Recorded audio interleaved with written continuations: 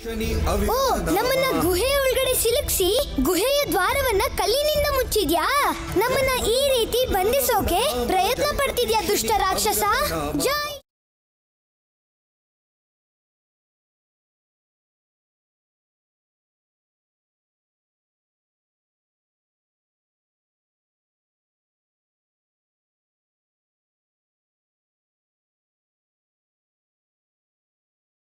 ಹನುಮಂತ,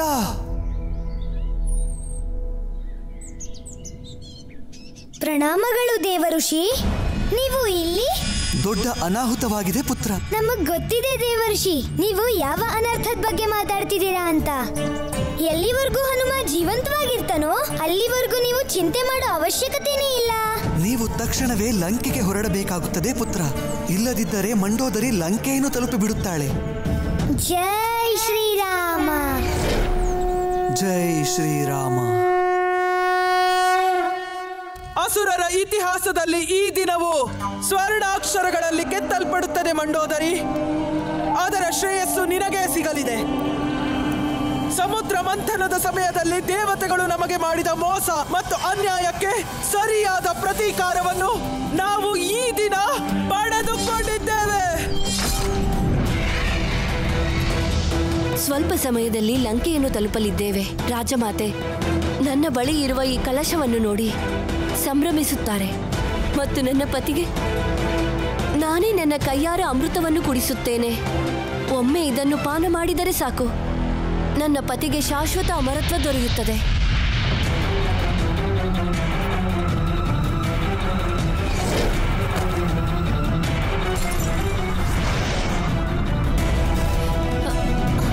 ಈ ವಾಹನ ಹೀಗೇಕೆ ಚಲಿಸುತ್ತಿದೆ?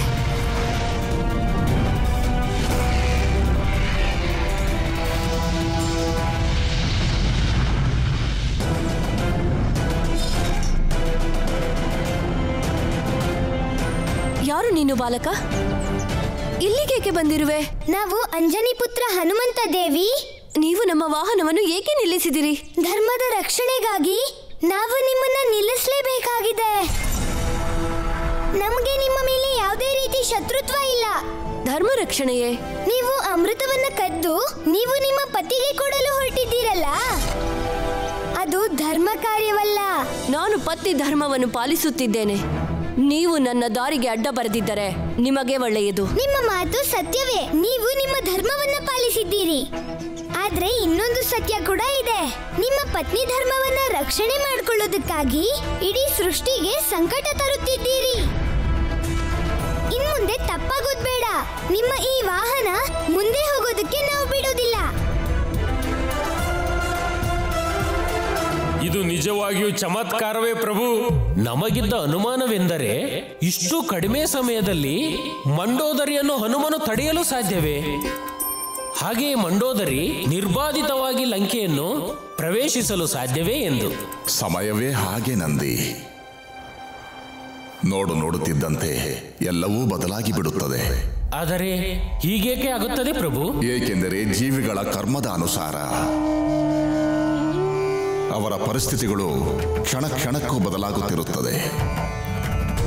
ದೇವಿ ಮಂಡೋದರಿಗೂ ಸಹ ತನ್ನ ಕರ್ಮದ ಫಲವಾಗಿ ಈ ಪರಿಸ್ಥಿತಿ ಬಂದಿದೆ. ಅವಳ ಈ ಕಾರ್ಯದ ಉದ್ದೇಶ ತನ್ನ ಪತಿ ಅಧರ್ಮಿ ರಾವಣನಿಗೆ ಅಮೃತ ಕುಡಿಸುವುದು ಮತ್ತು ಹನುಮಂತನ ಈ ಕಾರ್ಯದ ಉದ್ದೇಶ ರಾಮ ಕಾರ್ಯವನ್ನು ಪೂರ್ಣಗೊಳಿಸುವುದು. ಅಂದರೆ ಹನುಮಂತ ತನ್ನ ನಿಸ್ವಾರ್ಥ ಮತ್ತು ಧರ್ಮದ ಮಾರ್ಗದಿಂದ ದೇವಿ ಮಂಡೋದರಿಯ ನಿಯತಿಯನ್ನು ಬದಲಿಸಿದರು. ಮತ್ತೆ ಅಮೃತದ ಕಥೆ ಏನು? ಅಮೃತವನ್ನು ಏನು ಮಾಡಬೇಕೆಂದು ಹನುಮಂತ ನಿರ್ಧರಿಸುತ್ತಾರೆ. ಹಾಗೆ ರಾವಣನನ್ನೂ ಸಹ. ನಾನು ಅಮೃತ ಕಲಶವನ್ನು ನಿಮಗೆ ಕೊಡುವುದಿಲ್ಲ, ಖಂಡಿತ ಕೊಡುವುದಿಲ್ಲ. ನೀವು ಒಂದು ವಿಷಯವನ್ನ ತಿಳ್ಕೊಳ್ಳಿ. ಇದನ್ನ ನೀವು ಕೊಡದೆ ಹೋದ್ರೆ ಮಹಾಪಾಪದಲ್ಲಿ ಭಾಗಿಯಾಗ್ತೀರಾ. ಅಂದರೆ ಇದು ನಿಮ್ಮ ಪತಿಗೆ ಅಮೃತವೇನೋ ನಿಜ, ಆದ್ರೆ ಇಡೀ ಸೃಷ್ಟಿಗೆ ಇದು ವಿಷವಾಗಿ ಪರಿಣಮಿಸುತ್ತೆ. ಲಂಕೇಶ ರಾವಣ ಅಧರ್ಮದ ಆಗರ ದೇವಿ. ನೀವೇ ಒಮ್ಮೆ ಯೋಚಿಸಿ, ನೀವೇನಾದ್ರೂ ಅವರಿಗೆ ಅಮೃತ ಪ್ರದಾನವನ್ನ ಮಾಡಿದ್ರೆ ಇಡೀ ಸೃಷ್ಟಿಯ ಕತೆ ಏನಾಗಬಹುದು? ಅಧರ್ಮದ ವಿಷ ಪೂರ್ತಿ ಬ್ರಹ್ಮಾಂಡವನ್ನೇ ವ್ಯಾಪಿಸುತ್ತೆ. ಅದರ ಕಾರಣಕರ್ತರು ನೀವಾಗ್ತೀರಾ. ಇಂತಹ ಮಾತುಗಳನ್ನು ಹಲವು ಬಾರಿ ಕೇಳಿದ್ದೇನೆ, ಮತ್ತೆ ಕೇಳುವ ಅಗತ್ಯವಿಲ್ಲ. ನನ್ನ ದಾರಿಗೆ ಅಡ್ಡ ಬರಬೇಡ. ನಿಮಗೆ ಸತ್ಯ ಏನು ಅಂತ ಕಾಣ್ತಾ ಇಲ್ಲ ದೇವಿ, ಅದು ನಮಗ್ ಕಾಣಿಸ್ತಿದೆ. ನಿನಗೆ ಉತ್ತರಿಸಲು ನನಗೆ ಸಮಯವಿಲ್ಲ. ನಿಮ್ಮ ಮೇಲೆ ನಮ್ಮ ಮಾತು ಪ್ರಭಾವ ಬೀರ್ತಾ ಇಲ್ಲ ಅಂದ್ರೆ ನಿಮಗೆ ನಾವು ಒಂದು ದೃಶ್ಯವನ್ನು ತೋರಿಸ್ತೀವಿ. ರಾವಣ ಅಮೃತವನ್ನ ಕುಡಿದು ಅಮರನಾಗಿ ಹೋದ್ರೆ ಇಡೀ ಸೃಷ್ಟಿಗೆ ಎಂತಹ ದುರ್ಗತಿಯಾಗಬಹುದು.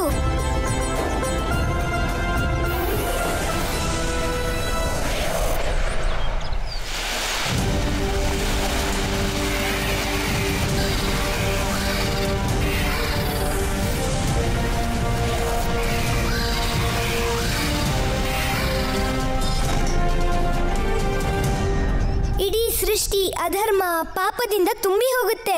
ಆಗ ನೀವೇನಾದ್ರೂ ಪಶ್ಚಾತ್ತಾಪವನ್ನ ಪಟ್ರೆ ಆಗ ಏನು ಪ್ರಯೋಜನ ಆಗಲ್ಲ. ದುಃಖದ ವಿಷಯ ಏನಂದ್ರೆ ಈ ಇಡೀ ಸೃಷ್ಟಿ ವಿನಾಶದ ಅಂಚಿಗೇನಾದ್ರೂ ಹೋಗೋದಾದ್ರೆ ನಿಮ್ಮ ಪತಿಯನ್ನ ಯಾರು ರಕ್ಷಿಸೋಕಾಗಲ್ಲ. ಏಕೆ ರಕ್ಷಿಸಲಾಗುವುದಿಲ್ಲ? ಈ ಅಮೃತ ಪಾನ ಮಾಡಿ ನನ್ನ ಪತಿ ಅಮರರಾಗಬೇಕಲ್ಲವೇ? ಅಧರ್ಮಿಯಾದವರನ್ನ ಅಮೃತ ಎಂದೆಂದಿಗೂ ಕಾಪಾಡೋದಿಲ್ಲ ದೇವಿ. ಮೃತ್ಯು ಇಲ್ಲದೆ ಇರಬಹುದು, ಆದ್ರೆ ಅವರ ಜೀವನ ಏನಾಗುತ್ತೆ ಅಂದ್ರೆ ಮೃತ್ಯುವಿಗಿಂತಲೂ ಅಧಿಕ ಕಷ್ಟಕರವಾಗಿರುತ್ತೆ. ಈ ತರ ಆಗೋದು ನಿಮ್ಗೆ ಇಷ್ಟನಾ? ಇಲ್ಲ. ನಾವೀಗ ನಿಮ್ಮ ಮತ್ತು ಲಂಕೆಯ ಭವಿಷ್ಯವನ್ನ ತೋರಿಸ್ತಾ ಇದ್ದೀವಿ.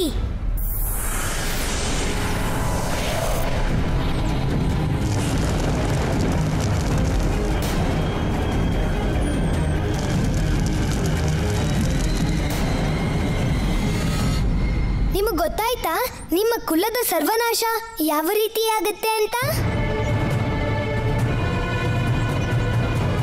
ಹೇ ವಾನರ ಬಾಲಕ, ನನ್ನಿಂದ ಎಂತಹ ಘೋರ ಪಾಪವಾಗುತ್ತಿತ್ತು. ಇದೇ ಸರಿಯಾದ ಸಮಯ ದೇವಿ. ನಿಮ್ಮ ನಿರ್ಧಾರವನ್ನ ಈಗಲೂ ಬದಲಾಯಿಸಬಹುದು. ಕೃಪೆ ಮಾಡಿ ನನಗೊಂದು ಸಹಾಯ ಮಾಡಿ. ಅದರಿಂದ ಪತ್ನಿ ಧರ್ಮವೂ ಆಗಬೇಕು ಮತ್ತು ಸೃಷ್ಟಿಗೆ ಸಂಕಟವೂ ಆಗಬಾರದು. ಈಗಲೇ ನಿಮ್ಮ ಮನಸ್ಸಲ್ಲಿ ನಿರ್ಧಾರ ಮಾಡ್ಕೊಳ್ಳಿ, ರಾವಣನಿಗೆ ಅಮೃತ ಪಾನವನ್ನ ಮಾಡಿಸೋದಿಲ್ಲ ಅಂತ. ಈ ವಿಚಾರವನ್ನ ನಿಮ್ಮ ಮನಸ್ಸಲ್ಲಿ ದೃಢವಾಗಿಸಿಕೊಳ್ಳಿ. ಮತ್ತೆ ಈ ಅಮೃತ ಕಲಶವನ್ನ ತಗೊಂಡು ಲಂಕೆಗೆ ಹೋಗಿ. ಮುಂದೆ ಏನಾಗ್ಬೇಕು ಅನ್ನೋದನ್ನ ನಮ್ಮ ಪ್ರಭು ನಿರ್ಧಾರ ಮಾಡ್ತಾರೆ.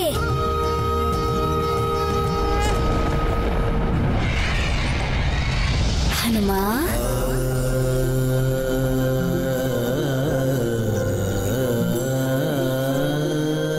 ಪ್ರಣಾಮಗಳು ಪ್ರಭು. ಹನುಮ, ಅಮೃತಕಾಂಡದ ಅಂತಿಮ ಅಧ್ಯಾಯ ಇನ್ನೂ ಮುಗಿದಿಲ್ಲ.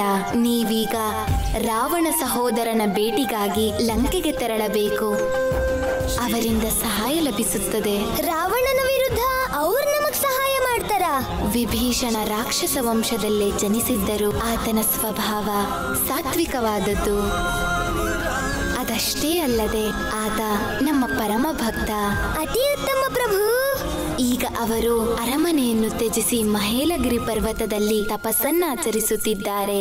ಜೈ ಶ್ರೀರಾಮ, ಜೈ ಶ್ರೀರಾಮ, ಜೈ ಶ್ರೀರಾಮ, ಜೈ ಶ್ರೀರಾಮ.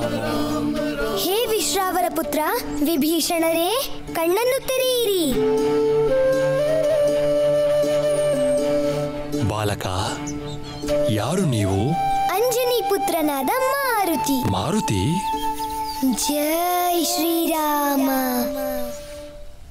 ಜೈ ಶ್ರೀರಾಮ, ಜೈ ಶ್ರೀರಾಮ, ಜೈ ಶ್ರೀರಾಮ.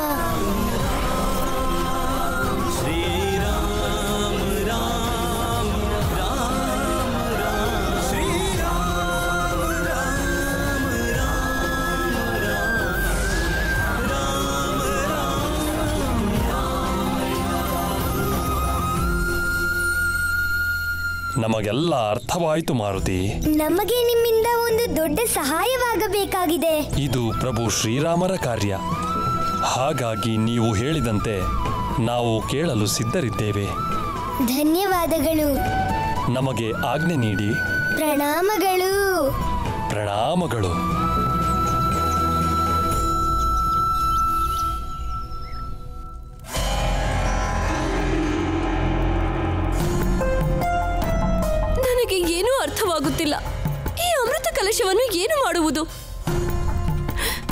ಹೇ ಪ್ರಭು, ಈಗ ನೀವೇ ಮಾರ್ಗವನ್ನು ತೋರಿಸಿ.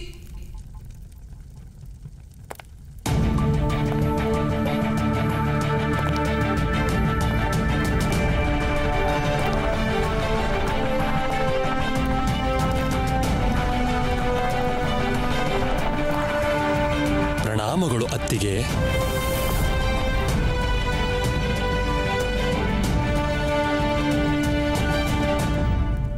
ವಿಭೀಷಣ, ನೀವು? ನಿಮಗೆ ರಾಜಮಾತೆಯೊಂದಿಗೆ ಕಾರ್ಯವಿತ್ತೆ? ಇಲ್ಲ, ನಿಮ್ಮೊಡನೆ ಮಾತನಾಡಲು ಬಂದೆವು. ನಾವಿಂದು ಓರ್ವ ದಿವ್ಯ ವಾನರ ಬಾಲಕನನ್ನು ಭೇಟಿಯಾಗಿದ್ದೆವು. ಹಾಗೂ ಅವರಿಂದ ನಮಗೆ ಎಲ್ಲ ಸತ್ಯವೂ ತಿಳಿಯಿತು. ಹಾಗಾದರೆ ಅಮೃತ ಕಲಶವನ್ನು ಏನು ಮಾಡುವುದು? ರಾಜಮಾತೆಯಿಂದ ಹೇಗೆ ರಕ್ಷಿಸುವುದೆಂದು ಹೇಳಿದ್ದಾರೆಯೇ? ಇಲ್ಲ, ನಾವೀ ಅಮೃತ ಕಲಶವನ್ನು ಮಾತೆಯವರಿಂದ ಮುಚ್ಚಿಡುವಂತಿಲ್ಲ. ಹಾಗಾದರೆ ಅನಾಹುತವಾಗುತ್ತದೆ. ನಿಮಗೆ ಗೊತ್ತಿದೆ ತಾನೆ, ನನ್ನ ಪತಿ ಅಮೃತಪಾನ ಮಾಡಿದರೆ ಏನಾಗುತ್ತದೆ ಎಂದು. ನಮ್ಮ ಕಾರ್ಯಗಳು ಸದಾ ಧರ್ಮದ ಹಾದಿಯಲ್ಲಿದ್ದರೆ ಆಗ ಲಾಭದ ಪ್ರಶ್ನೆಯೂ ಇರುವುದಿಲ್ಲ, ನಷ್ಟದ ಪ್ರಶ್ನೆಯೂ ಇರುವುದಿಲ್ಲ. ನಿಮಗೆ ನಮ್ಮ ಮೇಲೆ ವಿಶ್ವಾಸವಿದೆ ತಾನೆ? ಈ ಅರಮನೆಯಲ್ಲಿ ವಿಶ್ವಾಸವಿದ್ದರೆ ಅದು ನಿಮ್ಮ ಮೇಲೆ ಮಾತ್ರ ವಿಭೀಷಣ. ಮಂಡೋದರಿ,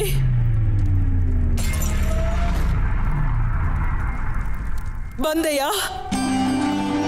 ಇಂದು ನಿನ್ನನ್ನು ನೋಡಿ ನನಗೆ ಮಹದಾನಂದವಾಗುತ್ತಿದೆ. ಮಂಡೋದರಿ, ಇದೇ ತಾನೆ ಅಮೃತ ಕಲಶ?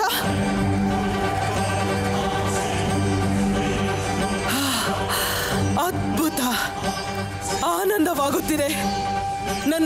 ನನ್ನ ನೇತ್ರಗಳು ತೃಪ್ತವಾದವು. ಪ್ರಣಾಮಗಳು ಮಾತೆ.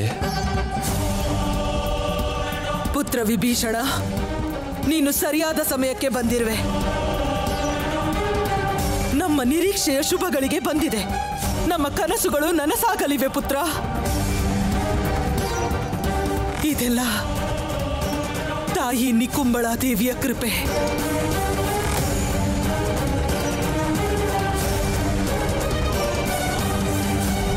ಮಂಡೋದರಿ, ನಾವು ಹಿಂದೆ ಈ ಕ್ಷಣವೇ ರಾವಣನಿಗೆ ಅಮೃತಪಾನ ಮಾಡಿಸಬೇಕು. ಆದರೆ ಮಾತೆ, ಈ ಸಮಯದಲ್ಲಿ ಅಣ್ಣ ಧ್ಯಾನದಲ್ಲಿರುತ್ತಾರೆ. ನಿನ್ನ ಮಾತೇನೋ ಸರಿ ವಿಭೀಷಣ, ಆದರೆ ಇನ್ನು ತಡ ಮಾಡುವುದು ಸೂಕ್ತವಲ್ಲ. ದೇವತೆಗಳು ಯಾವುದಾದರೂ ಸಂಚು ರೂಪಿಸಿ ಅಡ್ಡಿಪಡಿಸುವ ಮೊದಲೇ ಈ ಕಾರ್ಯವನ್ನು ಪೂರ್ಣಗೊಳಿಸಬೇಕು. ಇದಕ್ಕಾಗಿ ನಾವೀಗ ಬೇರೆ ಮಾರ್ಗವನ್ನು ಹುಡುಕಬೇಕು. ಪುತ್ರ ವಿಭೀಷಣ, ನಿನ್ನ ತಂದೆಯಿಂದ ಶಲ್ಯ ವಿದ್ಯೆಯನ್ನು ಕಲಿತಿರುವೆ ಅಲ್ಲವೇ? ಹಾಗಾದರೆ ಈ ಕಾರ್ಯವನ್ನು ನೀನೇ ಮಾಡಬೇಕು ವಿಭೀಷಣ. ನೀನು ನಿನ್ನ ಯೋಗ ವಿದ್ಯೆಯ ಮೂಲಕ ಈ ಅಮೃತ ಕಲಶವನ್ನು ತಪಸ್ಸಿನಲ್ಲಿ ಲೀನವಾಗಿರುವ ರಾವಣನ ಸಂಪೂರ್ಣ ದೇಹದಲ್ಲಿ ಸ್ಥಾಪಿಸಬೇಕು. ನಿಮ್ಮ ಆಜ್ಞೆಯಂತೆಯೇ ಆಗಲಿ ಮಾತೆ. ಶೀಘ್ರವೇ ಬನ್ನಿ. ನಡೆಯಿರಿ ಅತ್ತಿಗೆ.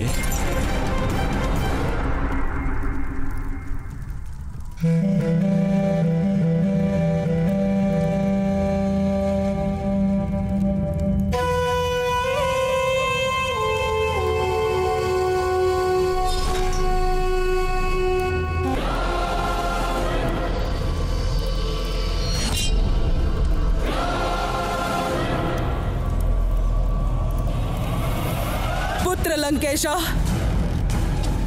ನೀನು ಇಂದು ಅಜರಾಮರನಾಗಲಿರುವೆ. ವಿಭೀಷಣ, ವಿಧಿಯನ್ನು ಆರಂಭಿಸು.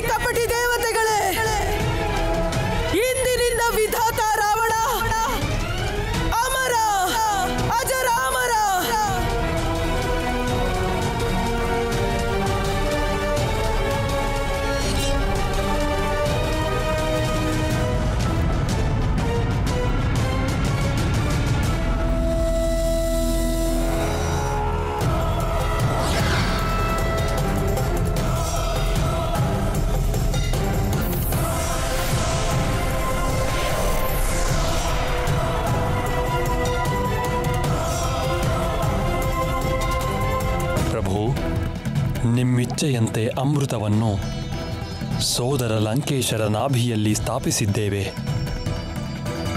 ಇದರ ಫಲವಾಗಿ ಅಣ್ಣನಿಗೆ ಅಮೃತಪಾನದ ಪೂರ್ಣ ಲಾಭವು ದೊರೆತಿಲ್ಲ. ಒಂದರ್ಥದಲ್ಲಿ ರಾವಣ ಅಜರಾಮರವಾಗಿದ್ದರೂ ಮೃತ್ಯುವಿನಿಂದ ಇನ್ನೂ ಸಂಪೂರ್ಣವಾಗಿ ಮುಕ್ತನಾಗಿಲ್ಲ. ಜೈ ಶ್ರೀರಾಮ. ಮಾತೆ ನಿಕುಂಬಳ ದೇವಿಯ ಕೃಪೆಯಿಂದ ನಿನಗೆ ಅಮರತ್ವ ಪ್ರಾಪ್ತಿಯಾಗಿದೆ ಲಂಕೇಶ. ನೀನು ಅಮರನಾಗಿರುವೆ, ನೀನು ಅಮರನಾಗಿರುವೆ ಮಗನೇ. ನಿಕುಂಬಳ ದೇವಿಗೆ ಜಯವಾಗಲಿ, ನಿಕುಂಬಳ ದೇವಿಗೆ ಜಯವಾಗಲಿ, ಜಯವಾಗಲಿ ಮಾತೆ.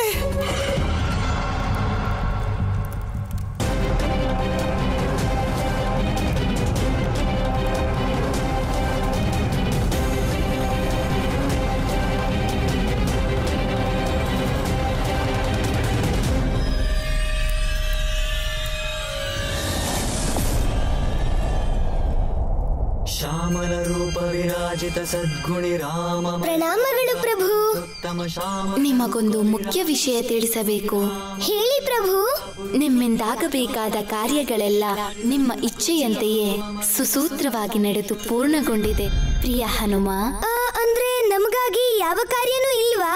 ಇಲ್ಲ ಹನುಮ, ಬಹಳಷ್ಟು ಕಾರ್ಯಗಳಿನ್ನೂ ಬಾಕಿ ಇವೆ. ಆದರೆ ಅದಕ್ಕಿನ್ನೂ ಸಮಯವಿದೆ. ಹಾಗಾದ್ರೆ ಮುಂದೆ ನಾವು ಏನ್ ಮಾಡೋದು ಹೇಳಿ ಪ್ರಭು. ಭವಿಷ್ಯಕ್ಕೆ ನಿಮ್ಮನ್ನು ಸಿದ್ಧಪಡಿಸಿಕೊಳ್ಳಿ. ನಿಮ್ಮ ಭಕ್ತಿಯೇ ನಿಮಗೆ ಶ್ರೀರಕ್ಷೆಯಾಗಲಿದೆ. ಸರಿ ಪ್ರಭು, ನಾವು ನಮ್ಮ ವಾನರ ಸೇನೆಯ ಬಲವನ್ನ ಮತ್ತಷ್ಟು ಬಲಿಷ್ಠಗೊಳಿಸ್ತೀವಿ. ಅವಶ್ಯ ಸಮಯದಲ್ಲಿ ನಿಮಗೆ ಸಹಾಯ ಮಾಡ್ತೀವಿ. ಮಹತ್ವವಾದ ಮತ್ತೊಂದು ವಿಷಯವಿದೆ. ನೀವು ಋಷ್ಯಮುಖ ಪರ್ವತಕ್ಕೆ ತೆರಳಿ ಕಿಷ್ಕಿಂಧೆಯ ರಾಜನಾದ ವಾಲಿಗೆ ಸಹೋದರನಾದ ಸುಗ್ರೀವನೊಂದಿಗೆ ಉತ್ತಮ ಸಂಬಂಧವನ್ನು ಕಾಯ್ದುಕೊಳ್ಳಿ. ನಾವು ದಂಡಕವನದಲ್ಲಿ ವಾಸವಿರುವ ರಾಕ್ಷಸರ ಶಾಪ ವಿಮೋಚನೆ ಮಾಡಿ ಋಷ್ಯಮುಖ ಪರ್ವತವನ್ನು ತಲುಪುತ್ತೇವೆ. ನಮ್ಮ ಮುಂದಿನ ಭೇಟಿ ಅಲ್ಲೇ ಹನುಮ. ಮುಂದೊಂದು ದಿನ ಋಷ್ಯಮುಖ ಪರ್ವತದಲ್ಲಿ ಘಟಿಸಲಿದೆ ರಾಮ ಹನುಮರ ಪುನರ್ಮಿಲನ. ಸುಗ್ರೀವ ಚಿಕ್ಕಪ್ಪನ ಹತ್ರ ನಿಮ್ಗೆ ಏನಾದ್ರೂ ವಿಶೇಷ ಕಾರ್ಯ ಇದೆಯಾ? ಹೌದು ಹನುಮ, ನಿಮ್ಮಿಂದ ನಮಗೆ ಸುಗ್ರೀವರ ಪರಿಚಯವಾಗುತ್ತದೆ. ನೀವು ನಿಮ್ಮ ವಾನರ ಸೇನೆಯೊಂದಿಗೆ ನಮ್ಮ ಕಾರ್ಯಕ್ಕೆ ಸಹಾಯ ಮಾಡುವಿರಿ. ನಿಮ್ಮ ಆಜ್ಞೆ ಪ್ರಭು.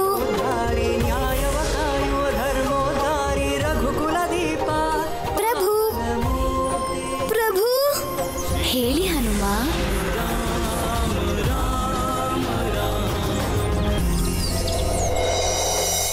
ಏನಾಯ್ತು ಹನುಮ? ನಮ್ಗೆ ನಂಬೋಕೆ ಆಗ್ತಿಲ್ಲ. ನಿಮ್ಮ ಸಾನ್ನಿಧ್ಯ ನಮ್ಗೆ ಸಿಗೋಕ್ ಸಾಧ್ಯ ಇಲ್ಲ. ನಿಮ್ಮಿಂದ ನಮ್ಮನ್ನ ಯಾಕೆ ದೂರ ಮಾಡ್ತಿದ್ದೀರಾ ಪ್ರಭು? ಸದಾ ನಾವು ನಿಮ್ ಜೊತೆ ಇರೋಕಾಗಲ್ವಾ? ಹನುಮ, ನೀವು ನಮ್ಮಿಂದ ಎಲ್ಲಿ ದೂರವಾಗುತ್ತಿರುವಿರಿ? ನಮ್ಮಿಬ್ಬರ ಮಾರ್ಗವು ಸದ್ಯಕ್ಕೆ ಭಿನ್ನವಾಗಿರಬಹುದು, ಆದರೆ ಇಬ್ಬರ ಗುರಿಯೂ ಒಂದೇ. ಈ ವಿಷಯವನ್ನು ನೀವೆಂದಿಗೂ ಮರೆಯಬಾರದು. ಇದು ಹೊಸ ಅಧ್ಯಾಯವೊಂದರ ಆರಂಭ ಹನುಮ. ಈ ಅಧ್ಯಾಯದಲ್ಲಿ ನಮ್ಮ ರಾಮಾವತಾರದ ಮಹಿಮೆಯನ್ನು ಜಗತ್ತಿಗೆ ಸಾರುವ ಉದ್ದೇಶವಿದೆ ಮತ್ತು ಇದರಲ್ಲಿ ನಿಮ್ಮ ಪಾತ್ರವು ಬಹಳ ಮುಖ್ಯವಾಗಿರುತ್ತದೆ.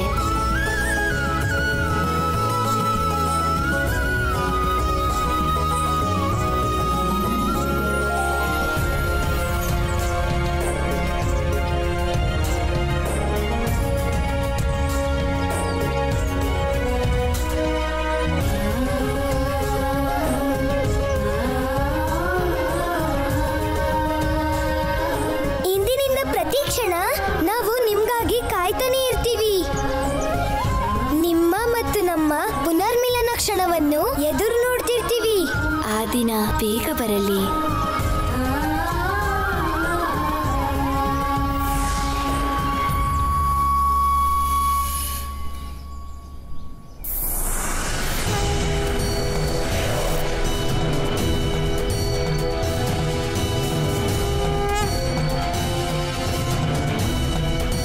ನಮ್ಮ ಮುಂದಿನ ಯೋಜನೆ ಏನು ಮಾರುತಿ? ನಮ್ಮದಲ್ಲ, ಇದು ನಮ್ಮ ಪ್ರಭು ಶ್ರೀರಾಮರ ಆದೇಶ. ನಾವು ನಮ್ಮ ವಾನರ ಸೇನೆಯ ಜೊತೆಗೆ ಉತ್ತರ ದಿಕ್ಕಿಗೆ ಹೋಗ್ಬೇಕು. ಅಲ್ಲೇನಿದೆ ಮಾರುತಿ? ಋಷ್ಯಮುಖ ಪರ್ವತ. ಅಲ್ಲೇ ನಮ್ಮ ಪ್ರಭು ಇರ್ತಾರೆ. ಅದೇ ನಮ್ಮ ಕರ್ಮಸ್ಥಾನ. ಪ್ರಭು ನಮ್ಗೆ ಅಲ್ಲೇ ಸಿಗ್ತಾರೆ. ಈ ಹನುಮಂತನ ರಾಮ ಜೈ.